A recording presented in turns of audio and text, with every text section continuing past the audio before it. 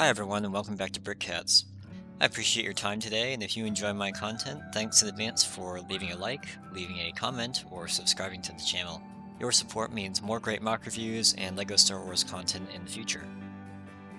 Things are a little slow on the building side here at the orbital headquarters, mostly due to some bricklink fails that were my fault, not anyone else's, and waiting on a big order from Bricks and Pieces. Life in general has also been pretty busy.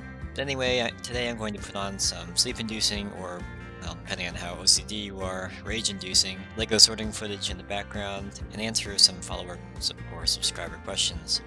Some of these are paraphrased, especially if I get them frequently or in a couple different ways. But of course, if you have a question you'd like me to answer or a topic to discuss, please leave it in the comments or send me a message on the social medias or the emails. First question is, what else are you working on? Currently in the works, I have the TIE series, the Brickvault Snowspeeder and GR75, the 2Bricks official X-Wing, and the Fukusaku X-Wing. I'm collecting parts for all of these, and recently I finished the Edge of Bricks TIE Whisper and the Millennium Falcon Hyperspace vignette, both of which I'll be doing video reviews on relatively soon. Do you make your own MOCs? No. I did do one for M&R Productions' October contest, but that's pretty much it so far. It's not something I really enjoy, to be perfectly honest, and I'm just not very creative. What do you do with MOCs after you finish building them? So far, I've not taken any of them apart, so they sit on top of my bookshelves or on my desk collecting dust. Every once in a while, I think to myself, I really should take that apart and use it for other ones, but I never do. What is your favorite LEGO set? I think this has to be the Ultimate Collector Series Slave 1. It's a really fun build, and I think the designers captured the tree shape really well. And I also think it's a credit to them that I really haven't seen a MOC on the same scale that significantly improves on pretty much any part of it. I mean, with the popularity of the Slave 1, I would think that this would be a prime candidate for a very talented MOC designer to improve on if they could, but I just haven't seen it yet. I'll caveat this all with the kind of sad fact that I do own the UCS Millennium Falcon, but I have not built it yet because I don't have a place to display it, and that is something I am working on. What is your favorite MOC so far? I think as far as there are two. Insert's B-Wing was definitely the most entertaining one, only because there's so many clever connections, and the way the sub-assemblies come together, you just never really know what to expect. And then for appearances, I think Jirax's Y-Wing is my favorite. Why are all your reviews positive, and will you ever do a negative review? My reviews are mostly positive because of selection bias. I'll be very transparent about that, and that's because I only choose MOCs if I think I'm going to enjoy building and or displaying, and there are two reasons behind this. The first is financial. Each MOC represents probably at least $100 US, and in some cases significantly more. I'm extremely fortunate in my financial situation that I can afford to fund my hobby, but as you can tell from my reviews, I also try to minimize my costs as most normal people would. The second reason is time. Making review videos does take me a while to get it to the point where I'm satisfied with it, and just collecting parts can take me minimum weeks, if not months. I very rarely just buy everything outright from day one. The other reason my reviews are uniformly positive at this point is that I don't really believe in trashing someone else's hard work, especially things that are well beyond my limited talents. I offer, what I think to be constructive tips on part selection or improvements one can make to the clarity of someone's instructions, but I don't see myself ever saying outright that something is bad. That just seems kind of rude, but it's also so subjective that I just don't really have any interest in doing that.